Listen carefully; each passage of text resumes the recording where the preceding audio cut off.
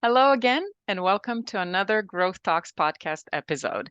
My name is Snezhana, and I am a business coach and a leadership trainer, and I am your host for today. And just a reminder, a Growth Talks podcast is a place where you can find suggestions, ideas, tools, techniques, pretty much anything on personal professional growth coming from experts in these areas. And it is such a pleasure for me to introduce my guest for today. She's a fellow coach and a very dear acquaintance, given that we go way back when it comes to social media, but we just started talking recently, and it is again a pleasure to have her here. Milica, welcome to the podcast. Can you share a little bit about yourself to kind of get this all started? Yes, thank you. First of all, thank you for having me. I know it sounds like something that keeps repeating, like, thank you for having me, but really, thank you. I'm honored to be hosted here and yeah, having a chance to talk about the things that are important to me in general. Okay, about me, I've been thinking about what I want to share and what are the things that are most important. I would say first, I'm a mom because that's kind of been a prevailing part of my day-to-day reality in the past 3 years. And the other part of that is that my daughter kind of reintroduced concepts of complexity, emotions, patience. And she also learned me to kind of how to value rest more. And that's been Mm. a great learning kind of curve for me in the last couple of years. A part of that, as you said, I'm a fellow coach. I'm an ICF ACC coach. I'm also an Agile coach, which is also what I do for my as a kind of a day-to-day work.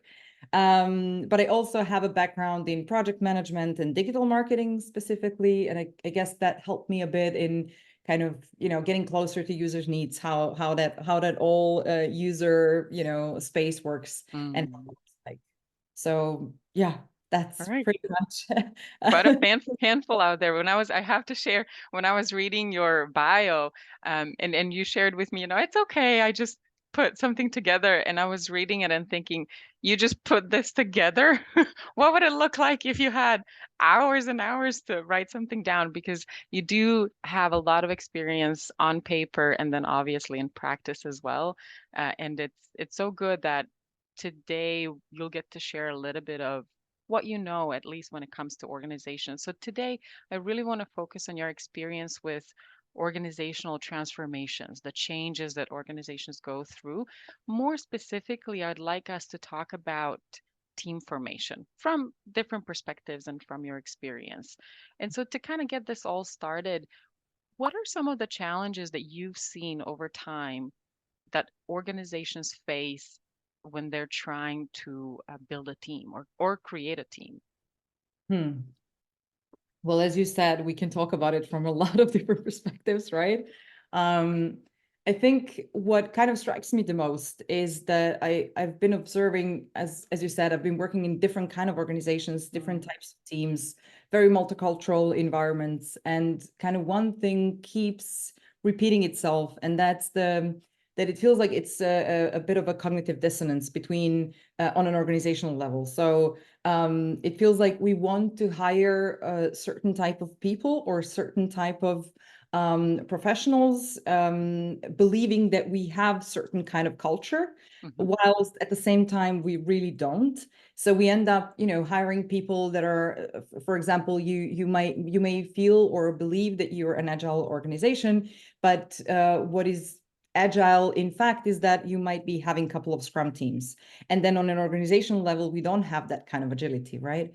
And so when you kind of put out the ad and you try and find people that would match that kind of agile organization, you hire people that are super excited about that and passionate, but then they end up in a world where that's not really the case, and then you end up with a bit of disengagement, lack of motivation, et cetera, et cetera. So that's one thing. And then the other one is kind of lack of attention into hiring the right cultural fit. So when we are hiring, we usually say, okay, we want to check if this person is the right cultural fit for our organization or for the team, or what this team should be delivering or creating value. Mhm. But in the end, we don't really spend enough time checking that and making sure that this person's values and needs are really fitting into what we are trying to create. So it's usually like you have a couple of interviews with hiring manager, with HR, but not enough time, at least from my perspective, is not invested into really figuring out, is this person really a good cultural fit for what we are going to be having? Is that the right mindset? Is that what we're really aiming for? And Okay. then in the end, when setting it up in the first place, are we thinking enough about what kind of a team do we actually want to have, and how we really want this team to work so that it can deliver value that we want, and then hire for that. So I think there is kind of a bit of we're focusing on skills, on education, on stuff that are important. I'm not trying to say it's not Yeah, yeah, important, but absolutely. it's still missing. For me, the cultural part is still missing, and kind of alignment between what we really are as an organization, kind of being true to ourselves, what we really are, where are we in this kind of scale of organizational cultures, and then what are we hiring for? Mm. So you shared a couple of things that caught my attention, and I would like to kind of dig deeper into it. One of the things you mentioned is that organizations are hiring for an agile team or environment, but then they themselves aren't truly agile. Mhm. Do you have any suggestions, any ideas how they can improve that? Or even how can you detect whether I am truly agile as an organization or not? Yeah. Well, as I said, it's usually kind of when we're trying to do a transformation, we're starting with teams, and we usually say, okay, let's do this Scrum thingy. It feels like it's agile enough, and we're just going to do that. But then the rest of the organization doesn't follow. So marketing, sales, HR, those are like different parts of the organization that are not really aligned with what we're trying to do. And I don't that being said, I don't also feel that they're aware, or at least not always are aware of the importance of that also being transformed and aligned with how the delivery teams or the tech teams or the product teams, whatever you want to call them, are actually working.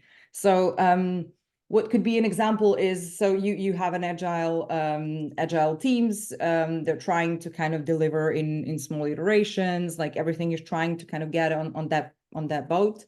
But then at the same time, the performance management, for example, is completely off, right? It's Mhm. still following a very old or not innovative enough ways of doing performance management. Then you have a yearly assessment of, people's performance based on their managers' overview, or maybe a bit of feedback that's being collected here and there in 360s. And that's not how would I put it? That's not fast enough. That's not adaptable or adjustable enough Mm. so that we can follow the speed of the product teams that they're actually at. Then Sorry, another can I sorry, can I just jump in and ask? So just to kind of get more clarity on that, what you're saying is in order for organizations to adjust better, even if they can't, of course, fully be agile, even if they can do the performance evaluations for the teams who are agile should be adjusted to the agile principle, meaning let's do it more frequently. Let's evaluate where people are maybe on a quarterly basis rather than annually to give the ability to the team to adjust. Did I get that right? yes, and Okay. there are also other ways that we could look into the performance, right? We're still kind of the way how we're being brought up, how we're being schooled is very individualistic. Hmm. And that's how we're entering an organization. And then we're saying, okay, so we want this team now to work as a team, have team goals that have, that kind of team accountability, take ownership, right?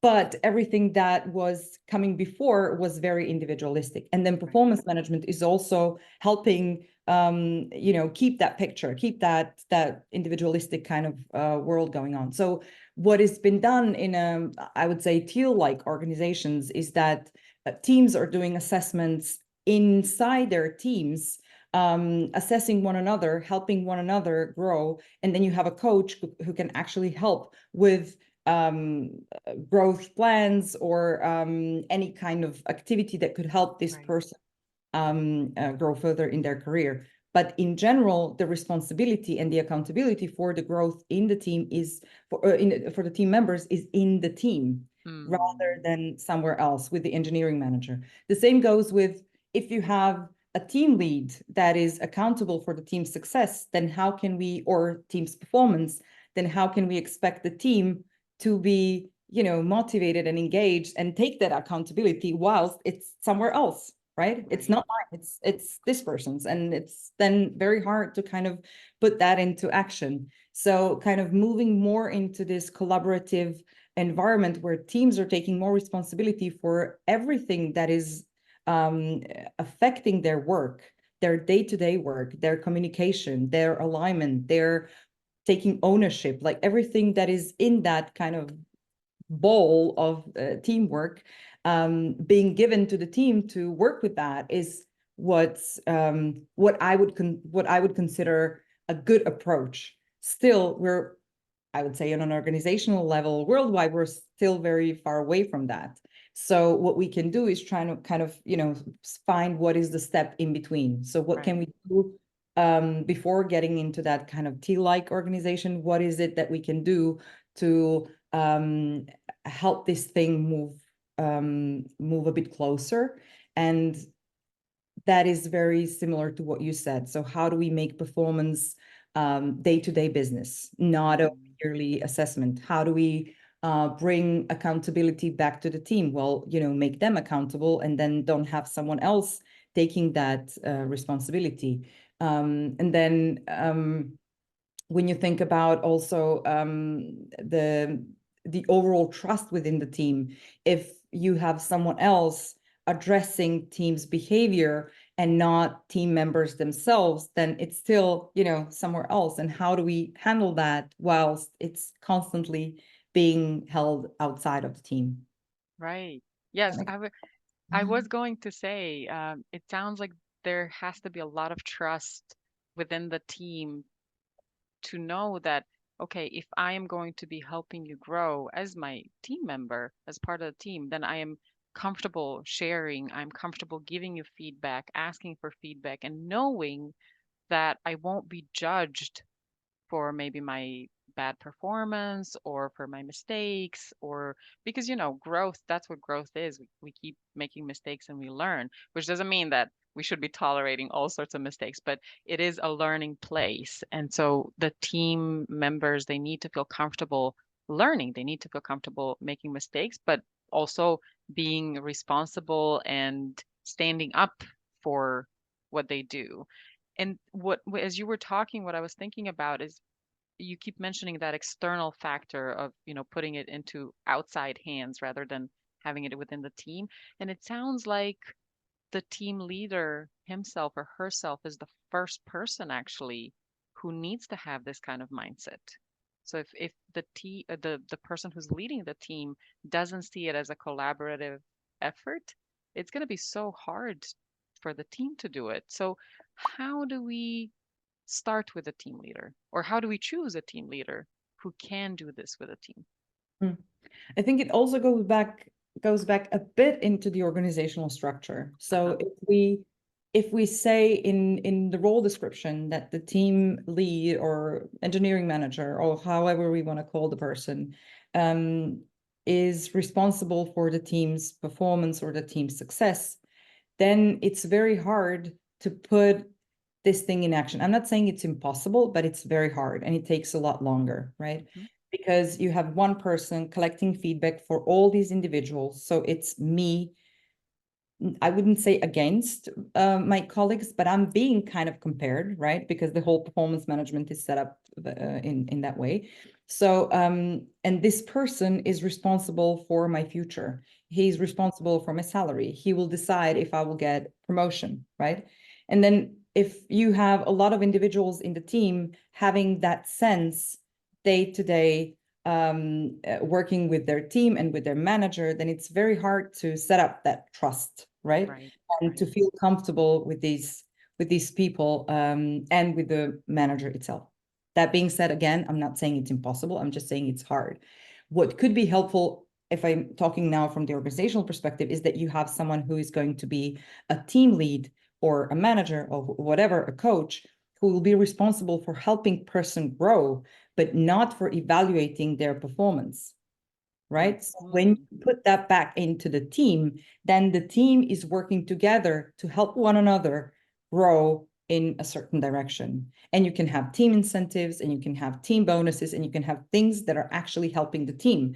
In that kind of setup, if someone is out of the team spirit, out of the, working in a way that we're trying to work, then you can build up a culture in which people are giving each other constructive, mindful, empathetic feedback on how can we, all of us, get better in what we do. But it's a joint effort, not an individual one. That's, I would Mm. say, is a difference. And then you mentioned trust. I think we talk a lot about psychological safety, and I think for a lot of organizations, when you talk about it, I keep using this metaphor. It feels like we're in a hippie commune, everyone holding hands, singing, and just doing Right. nothing. Right. So psychological safety is not about that. It's more about okay, so do I feel comfortable to be who I am in this environment, to be truly true to myself, to bring whatever I am, without having a fear that my actions or words will ever be held against me. And why is that important is because the way our brain works is that if I don't feel comfortable, if I don't feel safe in a certain environment, that means my sympathetic is kind of on, which means Mm. alert is on. I am in certain kind of danger. That's not a real life danger, like I'm gonna get hit by a bus, but the brain is kind of considering that very similar. And Right. what that does is that our neocortex, our decision-making logical brain, is then off, which is making the emotional part of brain kick in, and our decisions, our acts are very emotional, very non-logical, right? Not being Mm. thought through in a way that it should be. And that can lead to a lot more conflict, lot more misunderstandings, lot more disengagement, right? If I feel that I'm not comfortable to speak up, then I'm not engaged, right? I have something to say. I think this is not going to work, but I'm not going to say it just because I don't know what's going to happen and if this is going to be held against me at any point. Right. So that's a kind of very basic connection between trust and safety, and on the other hand, my performance and engagement and motivation and everything that comes with that. And then in the end, where when we think about what we could do in this kind of environment and what can be helpful, I don't think anyone has a straightforward answer, right? Building Yeah. psychological safety in a team is a very complex. We're working in a complex environment, and doing things like that is a very complex problem. So there are a couple of things that I've been doing and that I feel that are working, at least in majority of the situations. So Mhm. creating an environment in which it is safe to fail. And it's not just, we're saying, oh, we have a culture, a safe to fail culture. The behaviors that are following that are what is going to be determining if this is really a safe to fail environment. So what you can do as a as a manager or as a leader is sorry, That's uh, okay. what are these behaviors? How does the behavior looks like that is going to send me a message that it is actually safe to fail? What are the processes that we can take into account, that kind of we can put into work, that can help us uh, build a culture that is safe to fail? So the one thing that I've been doing in the past is called blameless postmortems. So the team Mhm. failed at a certain point, and then how do we do that? We create an environment in which we say, okay, this is a non-finger pointing, non digging into root causing and kind of trying to find who to blame, but rather let's look into what are we learning from this and how we can improve for the future. So we're not talking about, I'm not saying do not look at what was the issue, but do not focus on how did we get there, but rather what can we do differently for the future. Oh, Um, right. I would say definitely knowing what the issue is important, because otherwise you won't know what needs to be fixed. But yeah, like you said, um, not focusing too much on, oh my God, here's what we've done. This is a disaster. How could have this happened? And so going down that rabbit hole rather than, okay, what is the situation? Fine. Do we know what we did to get here? And if so, that's great, because then we can actually look at the steps and figure out how we can fix that so that we don't at least repeat the set of steps that got us there. But if we don't know how we got there, fine. What are we going to do to improve? And I guess that's partly also the essence of coaching as well. We don't go down the rabbit hole of why you are where you are right now. We're more focused on, okay, let's see what your base is and how can we improve from there? What are the things that we can do to get you up and going? So a bit more of a proactive response to it. That absolutely makes sense. But Melissa, that begs the question, how do we teach people? Because, as humans, I believe we're also wired into, I told you so, and you should have known better, you could have done better. So this very critical, and that's great, if we are self-critical, then we can improve. But again, going too much down that rabbit hole is a problem. So how do we teach people, both leaders and team members, to be okay with saying, it's okay, we made a mess, but we're going to fix it. And then truly focus on fixing it. Who can do that? Is there maybe one person who's responsible for it? Or how do we as an organization foster this trust and safety to move forward? Mhm. Again, not a simple question. Yeah, I know, I know. I'm giving you hard thoughts. Yeah. I would connect it back a bit with psychological safety. I mentioned it and I said it's not straightforward. So a part of having a successful a team that grows, that is performant, is having psychological safety on one hand, and then keeping them accountable for the work that they need to deliver on the other hand. And so how do you keep each other accountable is what you're actually asking me, so that it's safe, right? So that Mm, comfortable, so that it's trustworthy, right? Um, I think it very often it boils down to how are we having hard conversations. ah, We've been through a lot of new learnings about how human brain works, how human nervous system works. And at the same time, we're not doing enough to educate people, to let them understand how this actually works, so that they can get a bit of incentive on, why would I change my behavior? What would that bring me? How would that look like, right? So I would say on one hand, education around and teaching around how this actually works, how our brains work, how our nervous system works, and what is that actually going to give us in the end, is super important. And the other part of that is kind of the responsibility process. So very often, I'm talking about this very often when I'm talking about giving and receiving feedback. uh-huh. So giving feedback is not, I'm going to tell you what happened and expect you to just bluntly take what I said and improve your behavior, because we all have so many things behind that conversation that needs to be taken into account.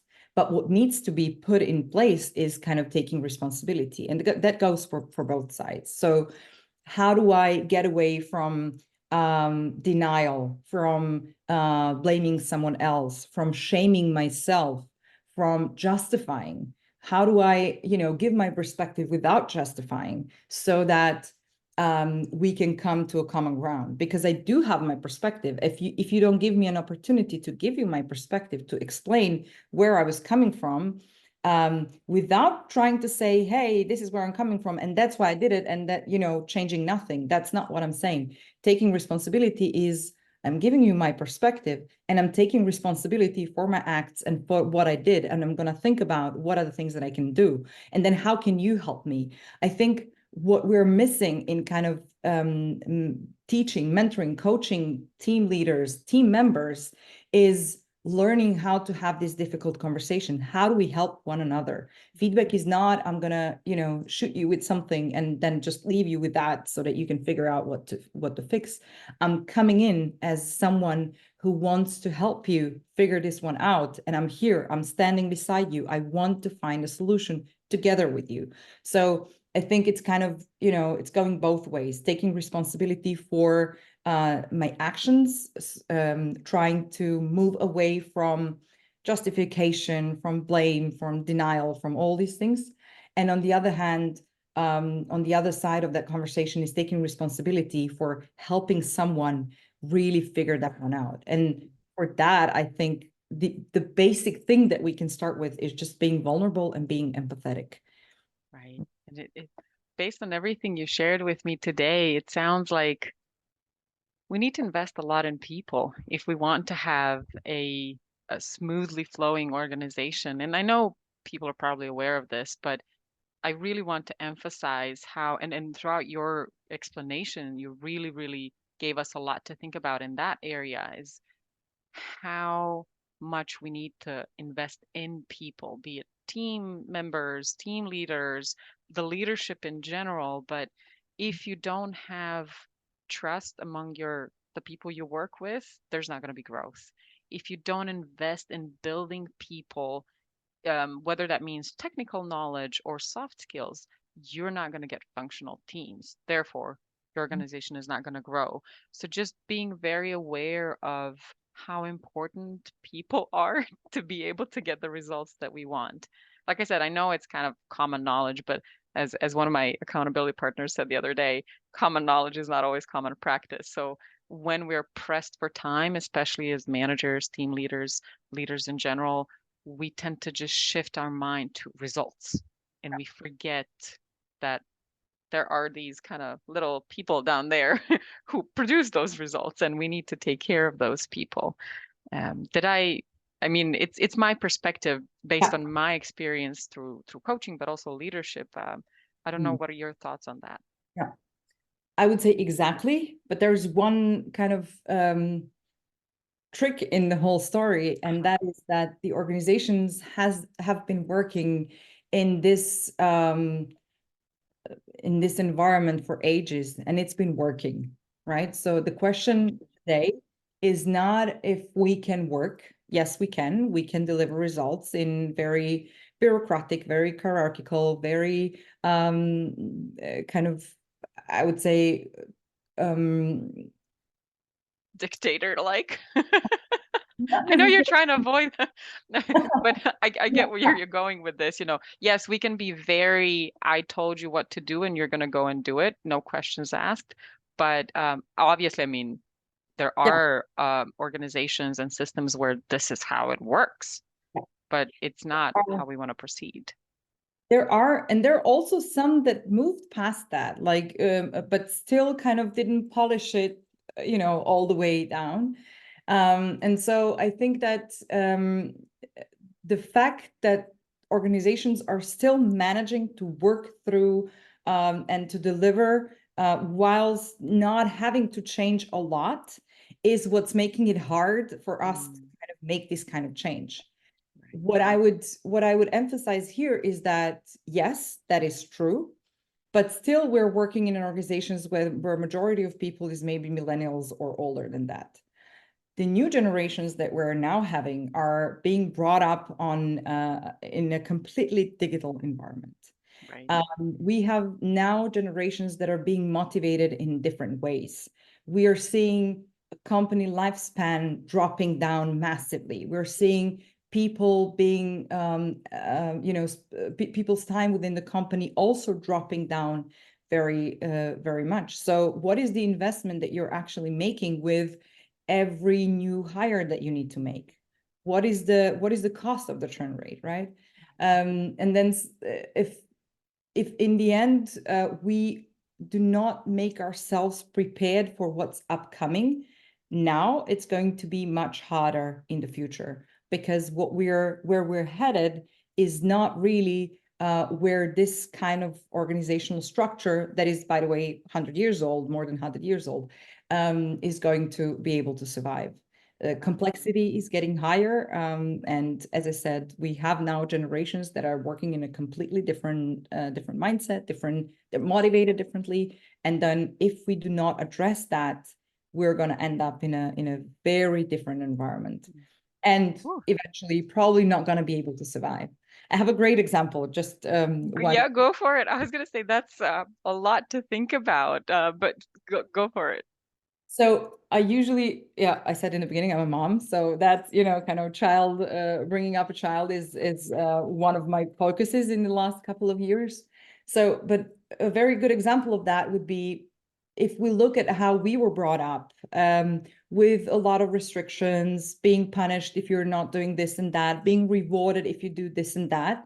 And we move into today's time where that's not the way that we're bringing up kids, because we already know a lot more about child development, how the brain works, how our nervous system, emotional system works. Then that punishing your child will not actually result in bringing up certain types of behavior or handling emotions in the right way. So we have changed, or we are changing the way that we're bringing up kids. So if you look 20 years from now and you look at my daughter, for example, and where in the setup in which she will want to work will not be the setup in which she will be punished or rewarded for the things that she's doing right or wrong. She will look for connection. She will look for genuine emotional connection, for feeling safe, for being in an environment that is actually allowing creativity, big open mind. And that is only happening when you feel safe. So a good example of that is also that you have a lot of kids, and that's also something that has been talked about very much, that go in the kindergarten. Like my daughter's teacher in the kindergarten told me that she never cries in the kindergarten. Can you imagine 3.5-year-old never crying in the kindergarten? But there is something that she recognized as a non-safe environment for whatever that is for her. So when I pick her up from the kindergarten, she's crying 10 times that night because she needs to unload or offload all that emotional stress and all that she's been building up throughout the day. Interesting. So if we translate that into the adulthood, and what we're doing is pretty much the same, we're just not aware of that. Yeah. So what I'm trying to say, the world is changing faster than we are able to follow. And I think focusing now on creating safety, allowing people to kind of get into parasympatheticus kind of state, is gonna kick off creativity, wisdom, connection, and much bigger growth, much more of what we are currently able to offer. Absolutely. A lot more contribution. I was going to say, yes, if I feel like I can share anything that I feel is going to contribute to the organization, then, whether that's taken and acted on or not, then I'll keep giving ideas. If I feel that somebody's hearing me out, if I feel that I'm taken care of or looked after, I'll be more likely to contribute, because I know that eventually, yeah, I don't have a big picture, but those who do have, they find my ideas may be important at some point. And so being willing to contribute more is definitely how we grow, because, that's why we have teams and employees and partners, because if we could do it all ourselves, we'd be doing it all ourselves. So I agree that connection is very important, and knowing that you don't have to watch your every word or think twice before you say something because you don't know how that's going to be perceived. That's on the one hand. But then on the other hand, I want to say, if you do perceive it in a strange way, ask about it. Try to assume the positive rather than the bad intentions. Because we always go with, oh, but why did she say that? She could have said it differently. Does she, what does she want to, what's in the back of her mind? What is the plan behind it all, the master plan? And we don't realize that maybe there's no master plan. Maybe just I didn't understand right what the other person wanted to say. So I think being open-minded in both of those directions, as in, yes, I can share without assuming that somebody's going to hear something wrong. And also I can hear it without assuming that the person wanted to make me feel bad or hurt me. So I think even having that open conversation really helps. Okay. I know we've opened a lot of topics and I know there's so much to share about this and we can go on, but I'm going to slowly wrap it up here. Now, before I do, I wanted to ask, is there anything that you wanted to share that we haven't touched on? Maybe some final piece of advice or tips or anything like that? One thing that is kind of still kind of, popping in the back of Uh-huh. my mind that we didn't mention is that this is actually the way that we're tackling complex systems. So what you just mentioned, if I'm assuming that I know what happened, or I'm assuming that, this and that led to this or that, then I'm treating a system as if it's complicated. And we're not in a complicated system.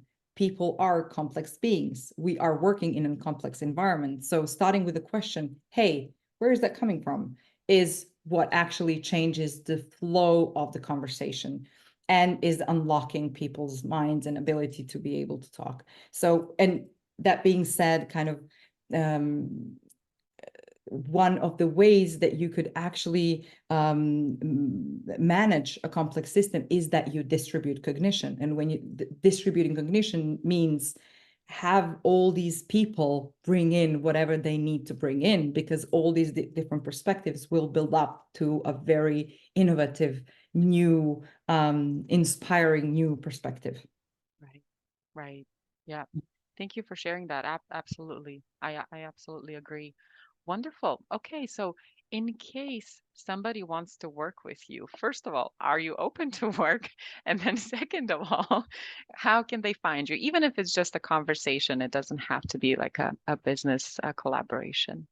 Yeah, so LinkedIn is a very good way to start. Hmm. And there's also devistify.com, which is website that they can visit, take a bit of a look of what we've been doing. And yeah, if they want to contact, I think that would be the best way to. Perfect. And as always, we'll leave all of these links in the description so that people can find you easily. That's awesome. Milica, thank you so much for your time. I'm just going to remind people before we leave to subscribe if you like the topics, follow us, like us, do whatever you need to get the updates from us and have more conversations like this in the future. Thank you so much for being here. I found this very valuable, and hopefully, whoever's running a business or is a decision maker listening to this gets some value out of it. And yeah, thanks again for being here. It was such a pleasure, and hopefully, we get to chat more in the future. Thank you so much. It was a pleasure. I always like talking about these topics. I know it's not a conversation from which you end up like, with a list of little things that you can do or kind of a check boxes, but it's a kind of at least something to think about and to kind of dive deeper into. Oh, absolutely. It's food for thought. And Yeah, that's, sometimes that's all that's needed. Wonderful. awareness. Thank Thank you you. again. Thank you guys for listening. We'll see you in the next episode. Bye.